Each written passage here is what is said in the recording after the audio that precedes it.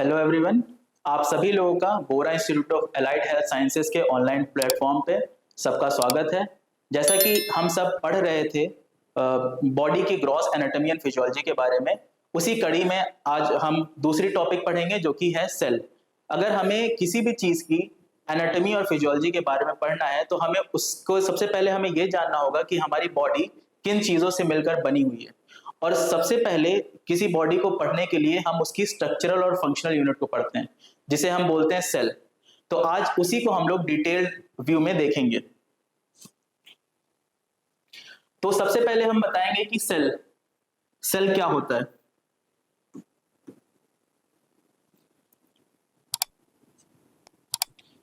Cell जो word है उसे रॉबर्ट हुक जी ने इन्वेंट किया था, डिस्कवर किया था।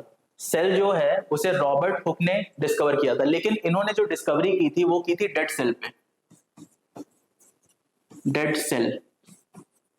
और इस सेल वर्ड का मतलब होता है स्मॉल रूम। कोई भी एक छोटा कमरा, जैसे हम एक स्मॉल रूम होता है उसमें कुछ चीजें प्रेजेंट होती हैं, वैसे ही हमारी सेल जो है इसका मतलब है स्मॉल रूम। और इस सेल के अंदर कुछ ऑर्गेनल्स प्रेजेंट होते हैं, ऑर्गेनल्स। और इस ऑर्गेनल्स का लैटिन में मतलब होता है स्मॉल ऑर्गन्स।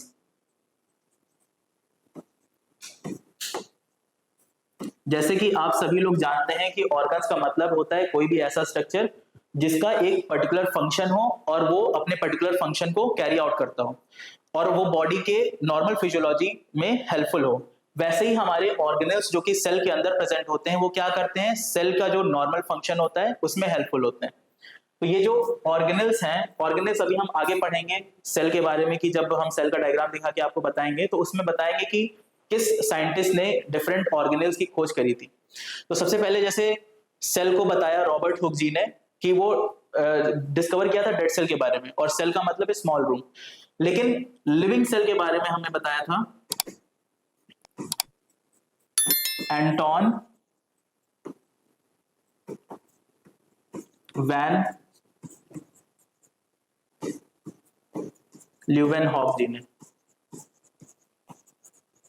और इन्हीं एंटोन वैन ल्यूवेनहॉफ ने माइक्रोस्कोप की भी इन्वेंशन किया था। फर्स्ट है हमारा न्यूक्लियस।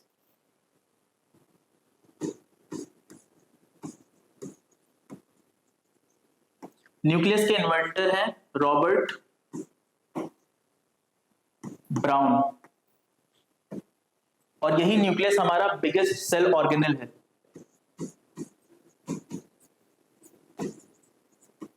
Biggest cell organelle.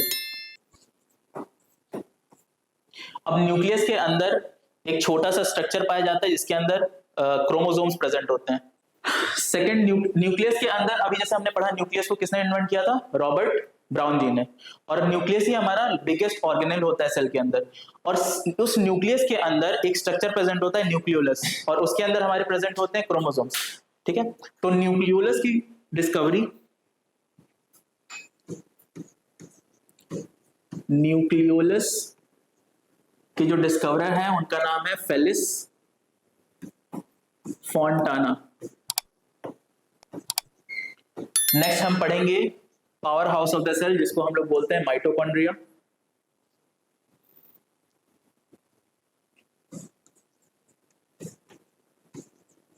और माइटोकॉन्ड्रिया हमारा सेकंड लार्जेस्ट ऑर्गेनल होता है सेल का, सेकंड लार्जेस्ट ऑर्गेनल। और माइटोकॉन्ड्रिया की डिस्कवरी रिचर्ड ऑल्टमैन जी ने की थी। नेक्स्ट हमारा स्ट्रक्चर है राइबोसोम्स। राइबोसोम्स की डिस्कवरी हमारी की थी जॉर्ज एमएल पैलेट जी ने। देन नेक्स्ट आता है लाइसोसोम्स। अभी हम इस सारे ऑर्गेनल्स को डिटेल में पढ़ेंगे और इनके फंक्शंस भी जानेंगे। सबसे पहले इंट्रोडक्शन से हम शुरू कर रहे हैं। तो लाइसोसोम्स हमारा suicidal bag of the cell भी कहलाता है, और ये हमारे जितने भी सेल के अंदर जितने माइक्रो ऑर्गेनिज्म्स हैं या फिर फॉरेन बॉडीज हैं उनको एनगल्फ करके उनको डिस्ट्रॉय करता है। लाइसोसोम्स की डिस्कवरी की थी क्रिश्चियन डी ड्यूफ। नेक्स्ट हमारा स्ट्रक्चर आता है गोल्गी कॉम्प्लेक्स। इस गोल्गी कॉम्प्लेक्स का काम होता है कि हमारे जो प्रोटीन्स बनते हैं उनको पैकेजिंग करना, उनको लेबलिंग करना और उनके चारों तरफ वैक्यूल्स बना के उनका सेल से बाहर भेजने का काम होता है। और इस लाइसोसोम्स को भी बनाने का काम होता है हमारे गोल्गी कॉम्प्लेक्स का, और इसकी डिस्कवरी की थी कैमिलो गोल्गी जी ने। नेक्स्ट हमारा स्ट्रक्चर होता है endoplasmic reticulum.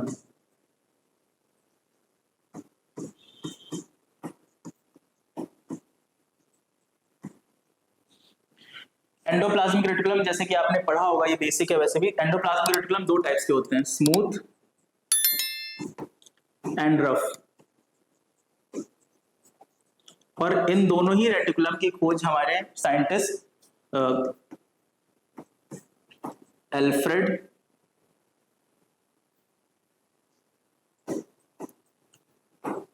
Alfred Claude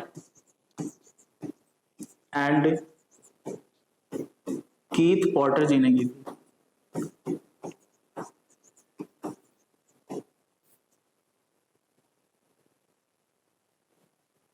next हमारा स्ट्रक्चर आता है सेंट्रोजोम।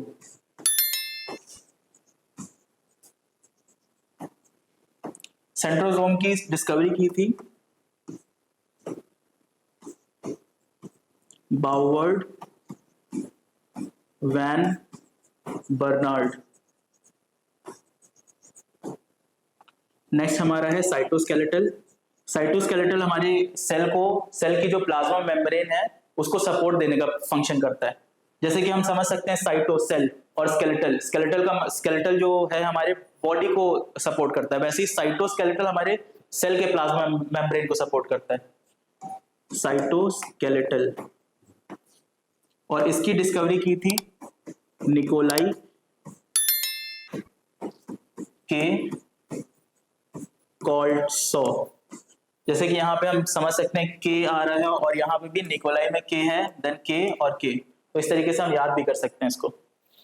नेक्स्ट जिसके बारे में हम आज पढ़ेंगे डिटेल में वो है प्लाज्मा मेम्ब्रेन, जो सेल को कवर करता है और उसको स्ट्रक्चर और सपोर्ट प्रोवाइड करता है और बाहर के एनवायरनमेंट को अंदर के एनवायरनमेंट से अलग रखता है, वो होता है हमारा सेल मेम्ब्रेन। तो सेल मेम्ब्रेन जिसके बारे में हम आज पढ़ेंगे, सेल मेम्ब्रेन। और इस सेल मेम्ब्रेन की डिस्कवरी की थी सबसे पहले डैवसन एंड डेनेली। डैवसन एंड डेनेली ने इस सेल मेम्ब्रेन की डिस्कवरी की थी, और इसी सेल मेम्ब्रेन के स्ट्रक्चर को समझाने के लिए उन्होंने अपनी थ्योरी दी थी। उस थ्योरी का नाम था सैंडविच थ्योरी। इन्होंने थ्योरी दी थी, उसका नाम था सैंडविच थ्योरी। तो हमारा जो मेन फोकस है आज के क्लास का वो है प्लाज्मा मेम्ब्रेन। प्लाज्मा मेम्ब्रेन, और इसी प्लाज्मा मेम्ब्रेन को हम अदर वर्ड्स में सेल मेम्ब्रेन भी बोलते हैं।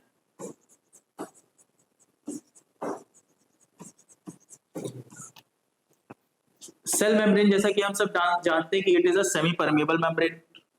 सेल मेम्ब्रेन कैसी है? सेमी परमेबल मेम्ब्रेन है। सेमी परमेबल का मतलब ये होता है कि इस मेम्ब्रेन के आर पार कुछ चीजें जा सकती हैं और कुछ चीजें नहीं जा सकती हैं, मतलब ये पार्शियली परमेबल है। ठीक है, अब जैसे अभी हम आगे पढ़ेंगे परमेबिलिटी के बारे में, तो उसमें हम बताएंगे आपको कि कौन सी चीजें जा सकती हैं, कौन सी चीजें नहीं जा सकती हैं, और कौन सी चीजें ऐसी हैं जो फ्रीली मूवेबल होती हैं उसके across.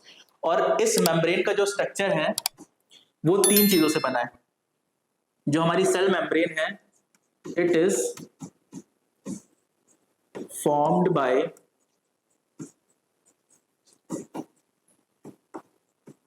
three components. First component is phospholipid that comprises approximately 75% of the cell membrane. Then second is cholesterol.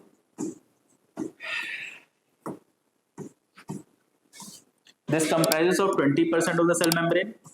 Then third are proteins.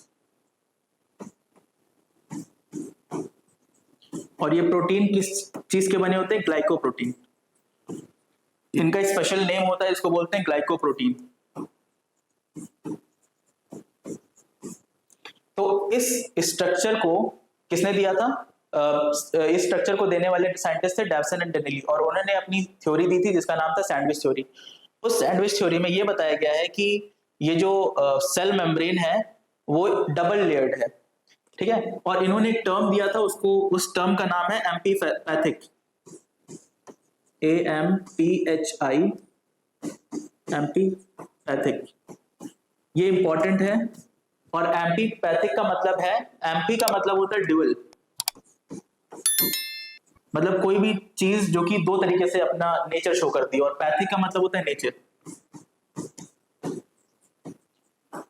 तो इन्होंने ये बताया कि जो सेल मेम्ब्रेन है वो दो नेचर शो करती है, एक तो वो हाइड्रोफिलिक भी होती है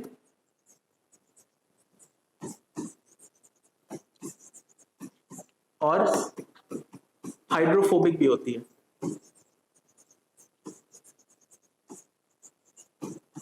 अभी जब हम आगे पढ़ेंगे इसमें बताएंगे कि हाइड्रोफिलिक कौन सा पोर्शन है और हाइड्रोफोबिक कौन सा पोर्शन है। ये हमारी सेल का स्ट्रक्चर है। जैसे कि हमने बताया, ये हमारा न्यूक्लियस होता है। सबसे पहले ये बाहर से कवर्ड है सेल मेम्ब्रेन से। सेकंड, सबसे सेंटर में क्या है? हमारा न्यूक्लियस प्रेजेंट है। न्यूक्लियस के अंदर हमारा न्यूक्लियोलस होता है।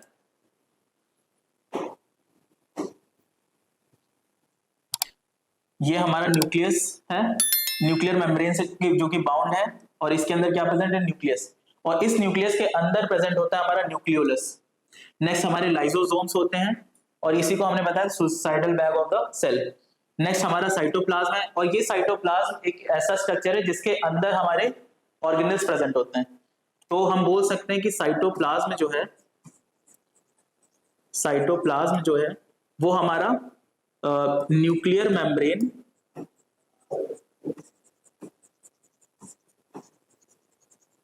एंड सेल वॉल,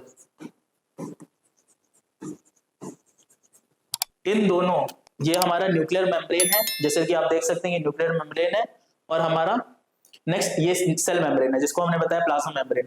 तो इस प्लाज्मा मेम्ब्रेन और न्यूक्लियर मेम्ब्रेन के बीच में जितना स्ट्रक्चर प्रेजेंट है वो हमारा साइटोप्लाज्म है।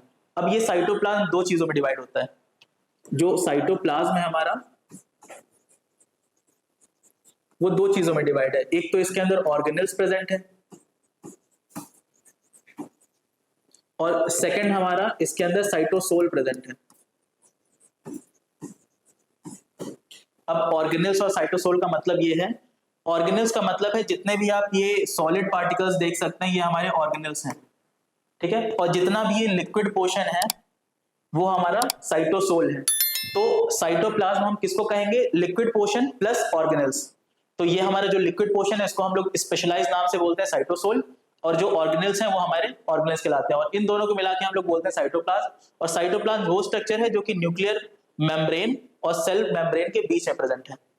नेक्स्ट हमने देखा ribosomes, then rough endoplasmic reticulum.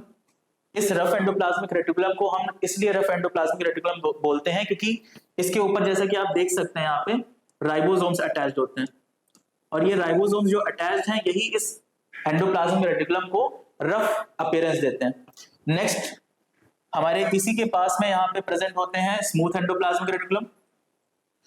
इस तरीके से यहाँ पे प्रेजेंट होंगे smooth endoplasmic reticulum, short form में इसको SER भी बोलते हैं।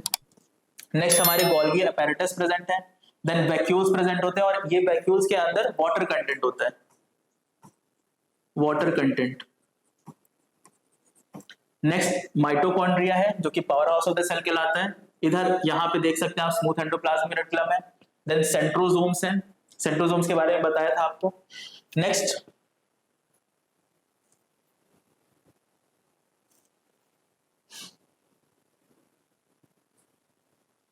ये हमारा है प्लाज्मा मेम्ब्रेन। जैसे कि हमने बताया था जो प्लाज्मा मेम्ब्रेन है वो डबल लेयर्ड स्ट्रक्चर है। जैसा कि आप देख सकते हैं जो फर्स्ट लेयर है वो इस तरीके से यहाँ पे बनी है और ये इसकी टेल्स हैं। ये हमारा हेड है पोर्शन और ये हमारी टेल्स हैं। यहाँ पे देख सकते हैं आप, ये हमारा हेड पोर्शन है और ये हमारी टेल है। और ऐसा ही स्ट्रक्चर नीचे भी प्रेजेंट है, ये हेड है और ये टेल है।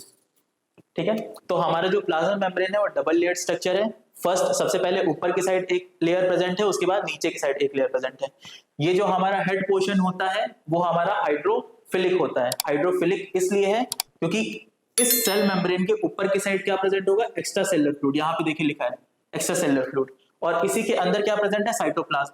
और whether it is extracellular fluid or it is cytoplasm, in both the fluid the main portion is fluidy portion। तो हाइड्रोफिलिक का मतलब जैसे आप जानते हैं हाइड्रोफिलिक, हाइड्रो का मतलब वाटर और फिलिक का मतलब होता है लविंग। तो जिस भी सब्सटेंस का हाइड्रोफिलिक नेचर होगा वो वाटर लविंग होगा। तो जैसा कि आप देख सकते हैं हेड पोर्शन जो है ऊपर की साइड है, पेरिफेरी में प्रेजेंट है। ऊपर की साइड इसके क्या है, एक्स्ट्रासेलुलर फ्लूइड है, और नीचे की साइड क्या है, साइटोसोल है, इंट्रासेलुलर फ्लूइड भी जिसको बोल सकते हैं। तो इसलिए इसका नेचर कैसा होता है, हाइड्रोफिलिक। और इसी को हम लोग पोलर नेचर का भी कहते हैं। इसका जो नेचर है वो पोलर है। नेक्स्ट हमारी टेल जो इसके बीच में प्रेजेंट है, इनका नेचर होता है हाइड्रोफोबिक। हाइड्रोफोबिक, और हाइड्रोफोबिक का मतलब जैसे कि हाइड्रोफिलिक का मतलब वाटर लविंग था, वैसे हाइड्रोफोबिक का मतलब होता है वाटर हेटिंग। ठीक है, तो इसलिए ये हाइड्रोफोबिक है, इसलिए इसका जो कंपोजिशन है वो इस तरीके से अरेंज है कि ये अंदर की साइड प्रेजेंट है। ठीक है, बाहर की साइड हेड प्रेजेंट है जो कि हाइड्रोफिलिक है, और अंदर की साइड टेल प्रेजेंट है जो कि हाइड्रोफोबिक है। और इसका नेचर जैसे कि हमने हेड का नेचर बताया कि वो पोलर नेचर का है, वैसे ही टेल का नेचर हाइड्रोफोबिक है और नॉन पोलर नेचर का है, नॉन पोलर नेचर। और ये इसलिए ऐसा अरेंज है क्योंकि जब इस सेल मेम्ब्रेन के अक्रॉस कोई भी मॉलिक्यूल पास होता है तो ये जो इसका नेचर है वो हेल्प करता है उनको पास होने में। और जैसा कि बाकी स्ट्रक्चर आप देख सकते हैं, यहाँ पे हमारे प्रोटीन चैनल्स प्रेजेंट हैं, प्रोटीन चैनल्स प्रेजेंट है, और इस प्रोटीन चैनल्स के थ्रू मॉलिक्यूल्स पास होते हैं। अब जो परमिएबल होंगे उस सेमी परमिएबल मेम्ब्रेन के थ्रू पास हो जाएंगे, जो सेमी परमिएबल होंगे वो कुछ ऐसे इंस्टेंसेस होते हैं जिनके दौरान वो पास होते हैं, और जो नॉन परमिएबल है वो इन चैनल्स के थ्रू पास होते हैं। ठीक है, अब प्रोटीन चैनल्स क्या करेंगे, इनके थ्रू प्रोटीन्स पास होंगे। नेक्स्ट ग्लोबुलर मॉलिक्यूल्स होते हैं कुछ यहाँ पे ग्लाइकोप्रोटीन्स आप देख सकते हैं। नेक्स्ट कार्बोहाइड्रेट होते हैं, कोलेस्ट्रॉल होते हैं, कार्बोहाइड्रेट से कोलेस्ट्रॉल होते हैं। देन हाइड्रोफिलिक हेड आप देख सकते हैं, यहाँ पे बताया गया hydrophilic head. Then this layer is of phospholipid layer. Then यहाँ पे हाइड्रोफोबिक टेल्स दिखाई गई हैं, हाइड्रोफोबिक टेल्स दिखाई गई हैं। यहाँ पे एक प्रोटीन होता है जो कि स्पाइरल शेप का होता है, यहाँ पे आप देख सकते हैं स्पाइरल शेप का, और इस प्रोटीन का नाम होता है अल्फा हेलिक्स प्रोटीन। ठीक है, नेक्स्ट फिलामेंट ऑफ साइटोस्केलेटल। जैसा कि मैंने बताया था जब सेल पढ़ा रहे थे उस टाइम पे बताया था कि जो साइटोस्केलेटल होता है वो सेल वॉल को स्ट्रक्चर प्रोवाइड करता है। तो फिलामेंट्स ऑफ साइटोस्केलेटल आप देख सकते हैं साइटोप्लाज्म में प्रेजेंट है, बाहर की साइड नहीं प्रेजेंट है, अंदर की साइड प्रेजेंट है ताकि ये स्ट्रक्चर और सपोर्ट दे पाए। नेक्स्ट इंटीग्रल प्रोटीन्स कुछ प्रेजेंट है यहाँ पे, अभी प्रोटीन्स के बारे में जब पढ़ाएंगे तो इसके बारे में डिटेल में बताया जाएगा आपको। देन कोलेस्ट्रॉल मॉलिक्यूल्स प्रेजेंट है यहाँ पे। देन ग्लाइकोलिपिड्स प्रेजेंट है। तो तीन चीजें बताई थी आपको, फॉस्फोलिपिड, ग्लाइकोप्रोटीन, और तीसरा चीज कोलेस्ट्रॉल। इन तीनों चीजों से मेनली ये सेल मेम्ब्रेन बनी हुई है। और यहाँ पे प्रेजेंट है हमारे पेरिफेरल प्रोटीन्स। तो होप कि आपको सेल मेम्ब्रेन का स्ट्रक्चर समझ में आया होगा। अब आगे हम देखेंगे कि इसके अंदर और क्या क्या चीजें होती हैं। नेक्स्ट सेकंड चीज, जैसे कि आपने देखा सबसे पहले हमने बताया था सेल मेम्ब्रेन का पहला मॉडल जिसको क्या बोलते हैं हम लोग, सैंडविच मॉडल।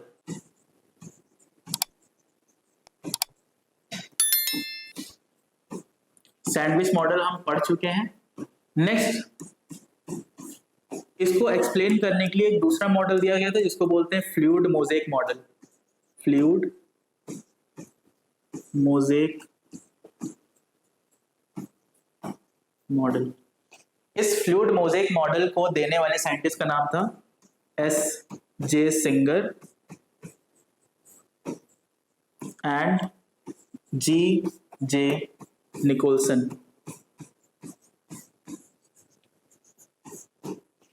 अब इसको समझाने के लिए, प्लाज्मा मेम्ब्रेन के स्ट्रक्चर को समझाने के लिए इन्होंने ये बताया था कि जो प्लाज्मा मेम्ब्रेन है वो एक लिपिड का सी है, मतलब लिपिड का एक समुद्र है। उसके अंदर कुछ चीजें आइसबर्ग की तरह फ्लोट करती रहती हैं और कुछ चीजें जो हैं आइलैंड्स की तरह स्थिर रहती हैं, उसके अंदर धसी हुई रहती हैं। तो इन्होंने मेनली जो सबसे पहले जो स्ट्रक्चर दिया था सैंडविच थ्योरी में, डेवसन एंड डेनेली ने, उन्होंने प्रोटीन्स के बारे में नहीं बताया था। लेकिन इस थ्योरी में जो S.J. Singer and G.J. Nicolson ji ने अपनी थ्योरी दी फ्लूइड मोज़ेक मॉडल में, उन्होंने अपने थ्योरी में प्रोटीन्स के बारे में बताया था। तो जैसा कि हमने अभी देखा था स्ट्रक्चर, ये हमारा हेड है और टेल्स हैं।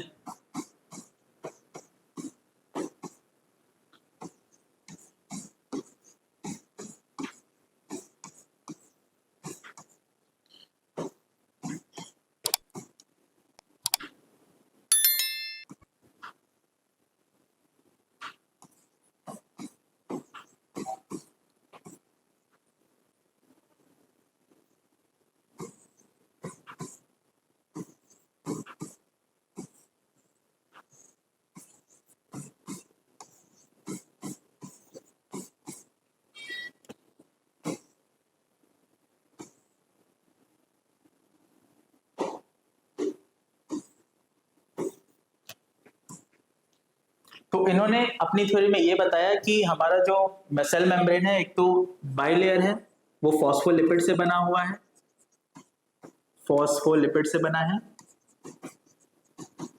और इसके अंदर एक हेड पोर्शन है, बाहर के साइड हेड पोर्शन प्रेजेंट होता है, वो हाइड्रोफिलिक होता है, हाइड्रोफिलिक होता है, और जो हमारा टेल पोर्शन होता है वो हाइड्रोफोबिक होता है।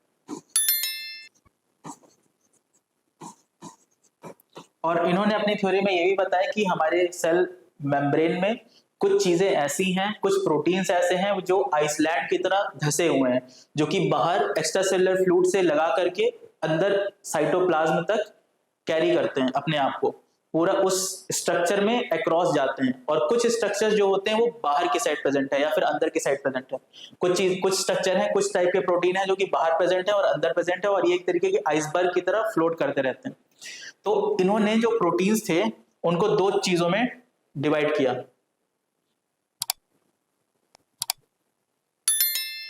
इन्होंने प्रोटीन्स को टू टाइप्स में डिवाइड किया। फर्स्ट हमारे इंटीग्रल प्रोटीन्स हैं,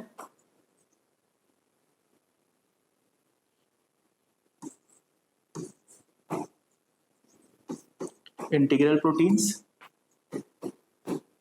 और सेकंड है हमारे पेरिफेरल प्रोटीन्स।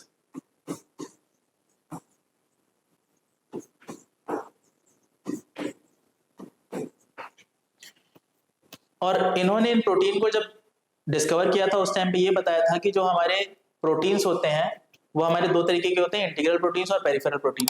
तो इंटीग्रल प्रोटीन जो हमारे हैं वो पूरे सेल मेम्ब्रेन में धसे हुए होते हैं, पूरे सेल मेम्ब्रेन में धसे हुए हैं। जैसे कि आप देख सकते हैं यहाँ पे, ये जो प्रोटीन है ये पूरे बाहर से लेकर के अंदर तक धसे हुए हैं। और इस प्रोटीन को हम लोग क्या बोलते हैं? इस प्रोटीन को इन्होंने नाम दिया इंटीग्रल और transmembranous protein. Transmembranous protein. Transmembranous जैसे कि नाम से आप जानते हैं अक्रॉस द मेम्ब्रेन। ट्रांस का मतलब होता है अक्रॉस, अक्रॉस द मेम्ब्रेन ये पूरे स्थित हैं। और इस स्पाइरल शेप प्रोटीन का स्पेशल नाम था अल्फा हेलिक्स प्रोटीन।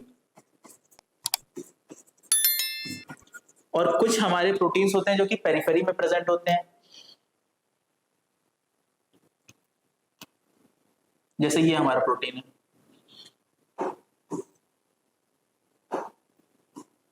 ये हमारा पेरिफेरल प्रोटीन है, पेरिफेरल प्रोटीन।